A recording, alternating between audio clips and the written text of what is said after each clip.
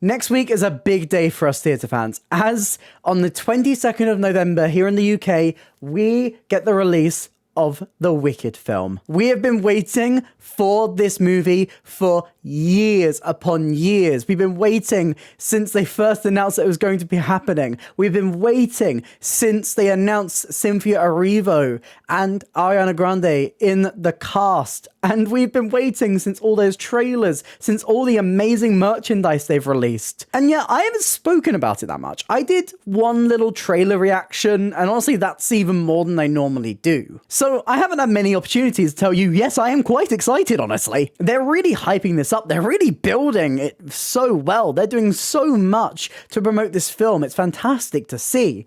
But that doesn't help the little analytical voice in the back of my brain going, but... Because yes, while my hopes are high for the Wicked film, there's a lot that I am worried about, that I have little fears about. So today I thought I would voice some of those. I'm going to speak about my hopes and my fears about the Wicked film. Specifically, we're going to speak more about part 1, but I guess you can count this as a discussion of both of them. We're going to speak about my hopes, what I am more hopeful for, what I feel in my heart of hearts is more likely to be the strongest elements of this film, and we're going to speak about my fears. Certain choices or things we just don't know enough about that I'm slightly worried will not live up to our expectations. And hopefully that anxiety will be for nothing and it will be fantastic. But if you haven't seen my face before, hi, I'm Ellie. I talk about theatre. I'm the most chaotic theatre person on the internet. I do reviews, I do news, I do discussions, I do versus brackets and tier lists. And if any of that sounds interesting to you, please consider hitting like and subscribe. It really helps me, it helps out the channel. But let's dive in to Wicked. Let's start positive. Let's start with my hope. And honestly, a hope that I have had since they originally announced this. Let's start positive. Because honestly, since the first second they announced this cast, I was fully on board. I knew from day one that these two, and honestly, even the further casting that they've announced, was perfect. There was a lot of discussions when the cast first came out, especially around Ariana Grande. Worries that her voice would be too poppy, worries that it's just obvious stunt casting. But from that first day, I had a strong positive feeling about Ariana Grande, because not only is she very well suited to this role, just naturally she's always seemed very Glinda-ish in her public performances, in her portrayal, in the way that she naturally holds herself and acts. Even in her normal everyday life, she gives off very strong Glinda vibes. But also the fact that, yes, Ariana Grande is also a Broadway kid. I'm sure a lot of you are familiar with the fact that Ariana Grande has been on Broadway before, not in a very long time, but she was in the musical 13 when she was around 13. And from there, she's obviously starred in things like Sam and Cat, Victorious. These roles that she had in that show are not too dissimilar from the style that Wicked is asking for. We know how much of a love that Ariana Grande has for the art of musical theatre. That's her background. That's where she comes from. We know her love for Wicked. We know she wouldn't be doing this if she didn't feel her voice was right, if she didn't feel like she could do it. And thankfully, in interviews since the announcement, we have seen her discuss how she's gone through extra vocal training, how she's making sure she has a more Broadway sound. I think definitely out of all the cast, she was the one people were most worried about. But from day one, I have not been worried about Ariana Grande. She is so perfectly suited to the role of Glinda. It felt like the most obvious casting, especially if you want a big name who can also deliver on things like this. Typically, when you hear stunt cast, it's very much on stage musicals, and it's very much people, you get that idea of people who have never done musical theatre before, but Ariana Grande is not a stranger to this genre.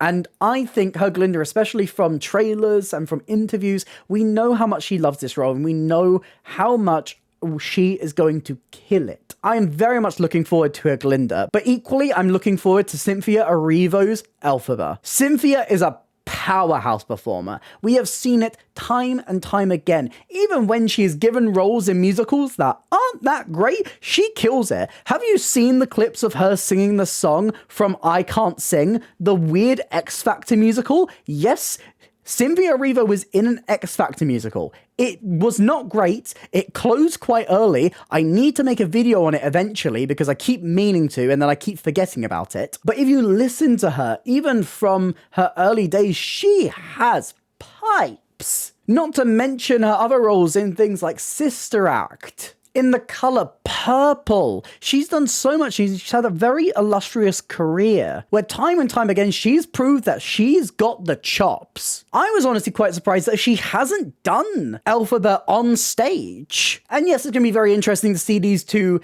play roles that are quite a bit younger than they are. Both of these performers being well into their 30s and portraying characters who seemingly they're in university, so I'm assuming 18, 19, around that age. But I mean, it's so fanciful and it doesn't really matter, does it? She's such an accomplished performer, both on the stage and also on film, starring and receiving a nomination for Best Actress at the Academy Awards for her role in Harriet. I think it is undeniable that we are about to get a phenomenal performance from Cynthia Erivo in this film. And then we've got our side characters, our supporting cast. Putting any behind-the-scenes drama to one side, even Slater is such an obvious and perfect pick for a role like Bok. And it's nice to see performers in this film who have not necessarily made it massive in the film and TV world yet. Someone like Jonathan Bailey, who is a phenomenal performer. I'm so happy that I can sit here and say that I have seen Jonathan Bailey on stage twice. I have been within his presence. I was front row when Company was in London, and witnessing him doing that number was phenomenal. Seeing him in a play that I won't say because I don't want to get demonetized, but a play with a certain phallic body part as its title. He was phenomenal in that. He is a fantastic performer, and he is going to do that role so much justice. Jeff Goldblum as the Wizard is such an unhinged choice, but so perfect for that role. The only thing I'm a little bit worried about is I don't know how amazing of a singer he is, and especially because, well, we'll get into it a little bit later, but they haven't seemed to reduce the amount of singing that the Wizard has. But that's not known for being a hard role to sing.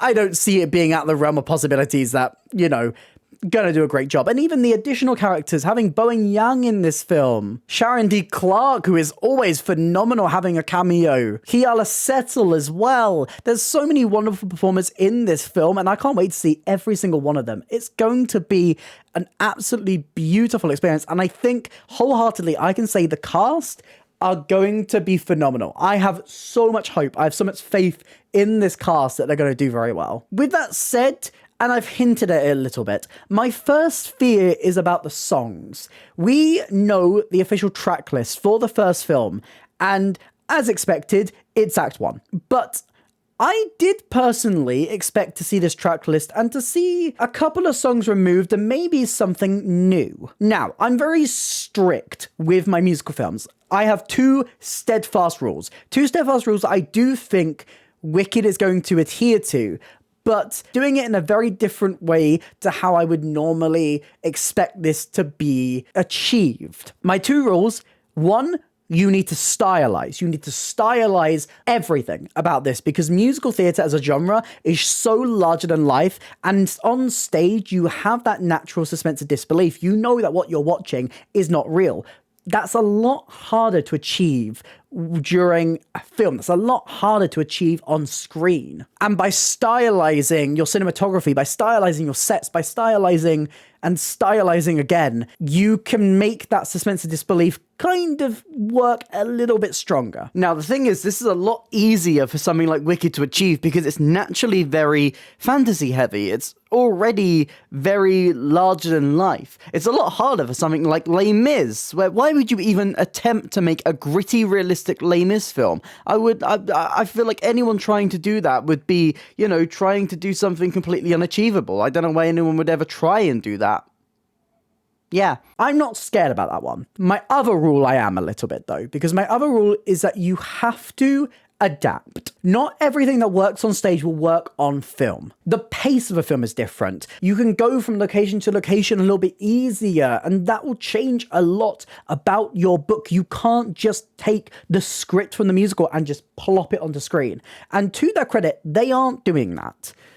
My worry is, though, with the songs, because there's definitely songs in the first act of Wicked that are a lot weaker than the others. Something like the obvious punching bag always is Something Bad, the song for Dr. Dillamond. And it's always these type of songs that are just naturally cut during a film. Think of Dear Evan Hansen and cutting to Breaking a Glove, a song that does work on stage, but in a film, it brings down the pace a little bit too much. The key thing to recognize here is balance. In a musical, you tend to have a lot more of a balanced 50-50 ratio between song and scene. Whereas in a film musical, you tend to go a little bit more into scene-heavy moments. There tends to be a lot less songs. So some of these moments on stage that feel like they're better explored through a musical number are done a little bit more justice on screen by exploring them more through dialogue. Something Bad, naturally, to me at least, feels like a moment you would more expect to be done through just dialogue in a film. And it's a little bit weird to me that they have kept this number in. Obviously, it is a little bit contentious from fans, but you always have the original cast album, you always have the original musical to have those songs in it. They're not gone, but for the purpose of an adaptation, it is better to see them cut or reduced just to improve the pace. The thing is, looking at the list of songs, looking at the track list and the soundtrack at least, it seems like we are getting every single song from the first act of Wicked, and no new additions. A lot of these songs are a lot longer now that we know the length of the tracks as well. The track for Dancing Through Life is almost 10 minutes long, but we can assume that includes a lot of dialogue and extra dialogue that isn't found in the musical or isn't found on the version on the cast album on Broadway. There's a longer version of No One Wants the Wicked, so it may be a case that instead of cutting songs, they're going to expand songs. But I definitely expected things like Dear Old Cheers, Something Bad, and even A Sentimental Man to find themselves on the cutting room floor, just to improve pace a little bit, or to make way for something new that may be a little bit stronger. And also, from an award side of things, actually get them nominations for Best New Song, which is often a reason why a lot of musical films will introduce a new song written specifically for the film. While a lot of the time these new songs aren't the most strong material, there are some very key songs from musical films that have even found their way into the musical. Examples of this being Cabaret. Two of the most iconic songs from Cabaret were not originally in the initial Broadway versions, but were written for the film. And when the film took off, these found their way into the musical, and now they are just part and part of the deal. When the film was made, they introduced Mine Hair and Money.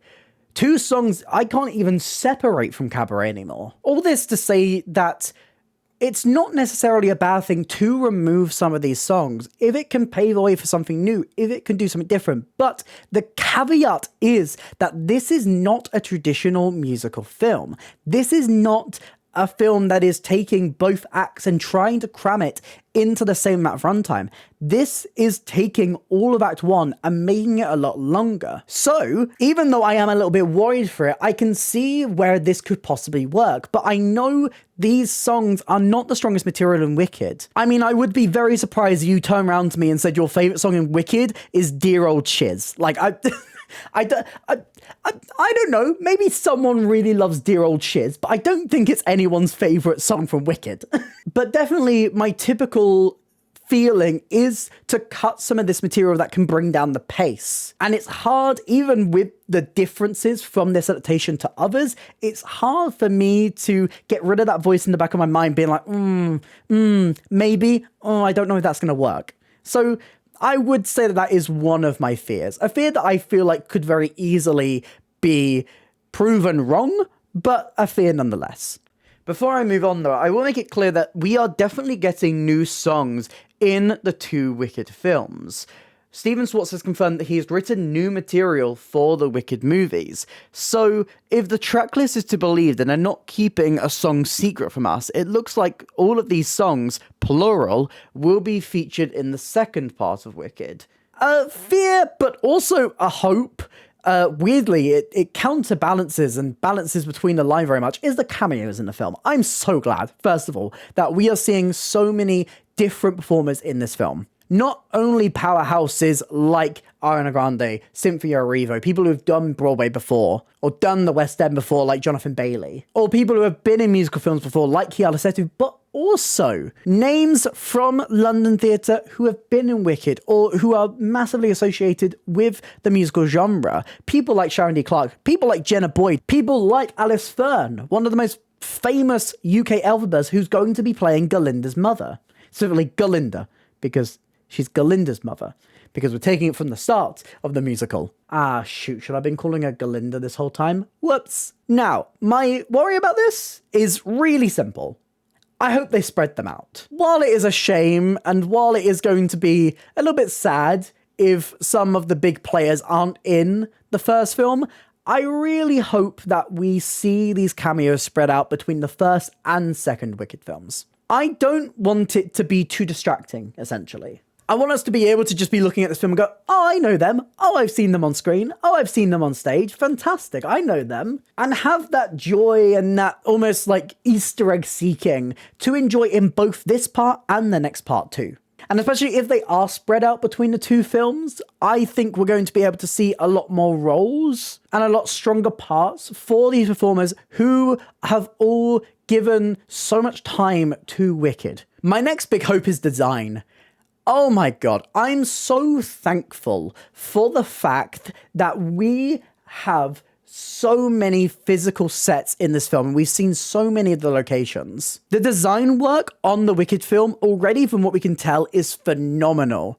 Even from the initial character designs of Galinda's dress, the iconic witch look from Elphaba, but also the set design. The university feels so expansive and wonderful. The Emerald City absolutely shining and glowing in beautiful emerald green. The little tidbits we've had of design is fantastic, from the costumes to the actual sets to the cinematography. A lot of this design work is phenomenal. And I think even though we haven't seen the full spectacle of it, even though we haven't seen it fully on screen, I have absolutely no fear at all in the design of this film. It's different. It's definitely different.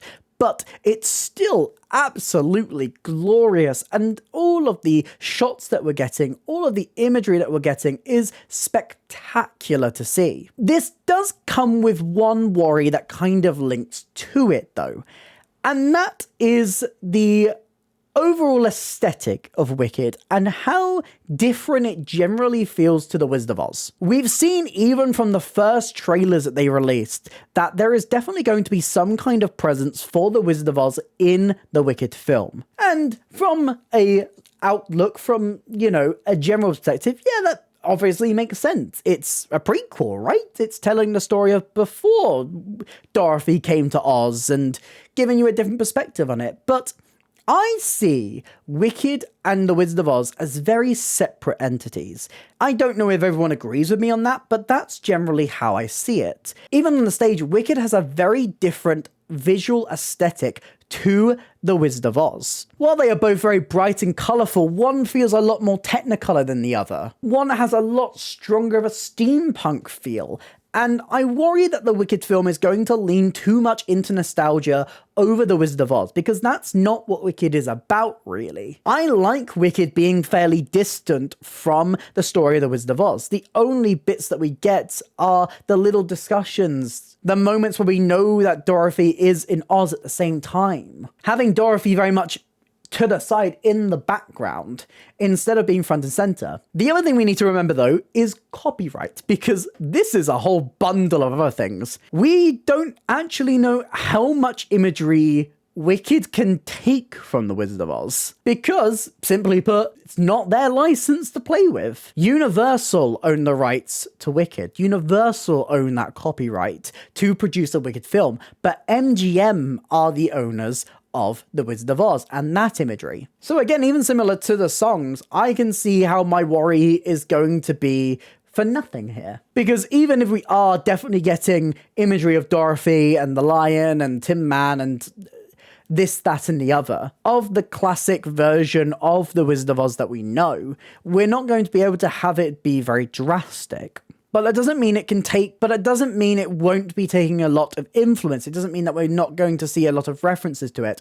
I hope that it can, though, balance the imagery from the musical and the imagery that wider audiences are more going to know from The Wizard of Oz. It's a hard balance to strike, but I hope that it does it right, and I'm worried that they may not strike that perfect balance. Very similar to design, actually, is the effects, something I am very hopeful with Wicked. Now, I am a huge fan of taking practical effects and touching it up with CGI.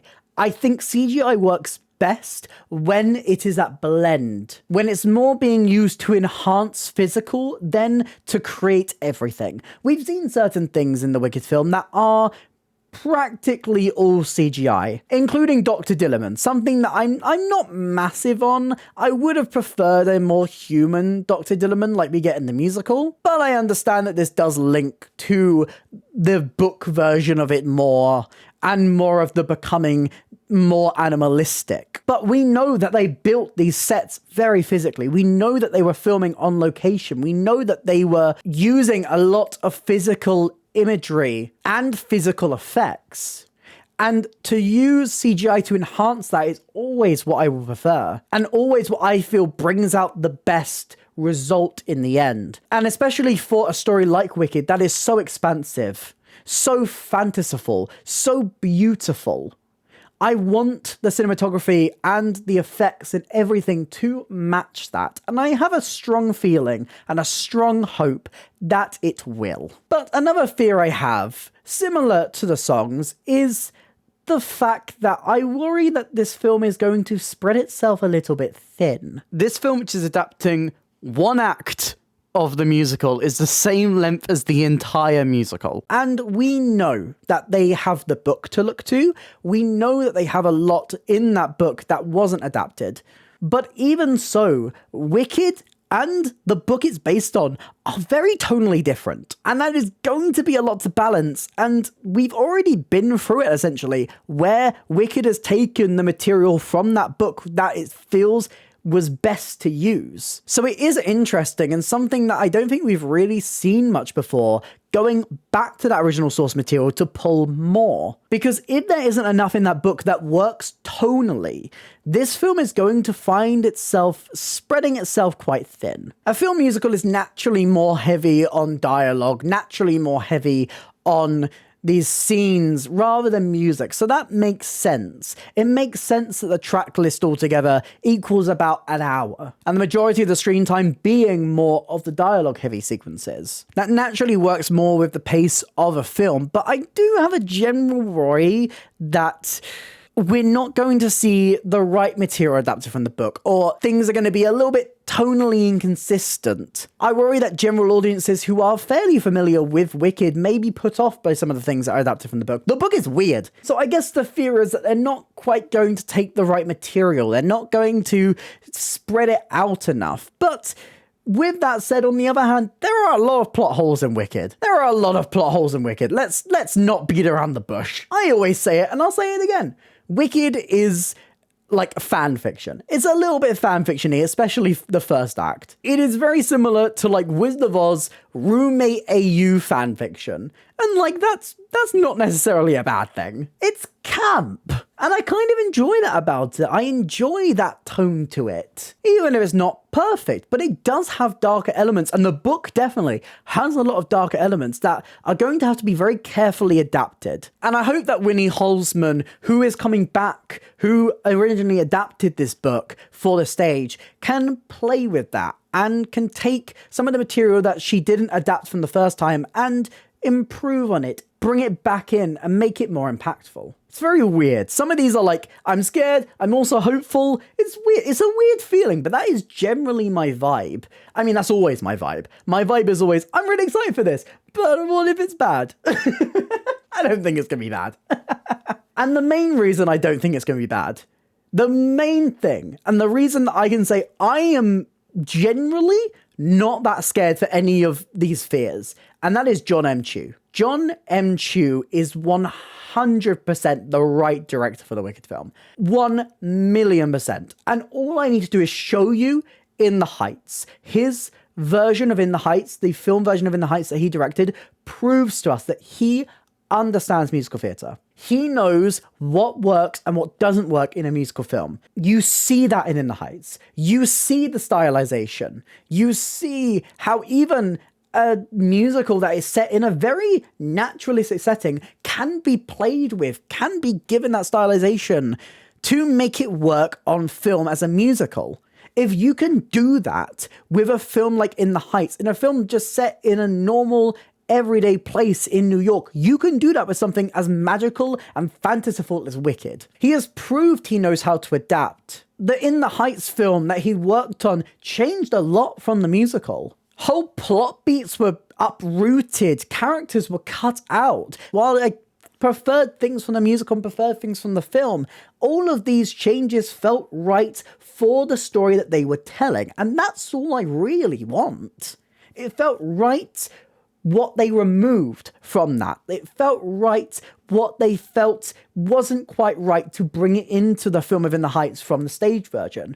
And eventually created a product that fans could appreciate, fans could love. And it may not be identical to the thing that they originally fell in love with, but it's all for the betterment of the thing that they are trying to adapt from a love of that source material, from a love of everything that that musical was trying to go for, and bringing that to the screen and making it work. He has proved he's a director who understands how to stylize and how to adapt. And you know what? If there is anyone I can sit here and trust that you are going to do right, even if I'm worried about not cutting the song, even if I'm worried about expanding it, even if I'm worried about this, that, or the other, I can still sit here and go, yes, you've got a good track record. You understand musical theatre and you have proven time and time again your love for this genre. John M. Chu is a fantastic musical director. He's a fantastic director, full stop. And from the way that he's been speaking about the Wicked films, from a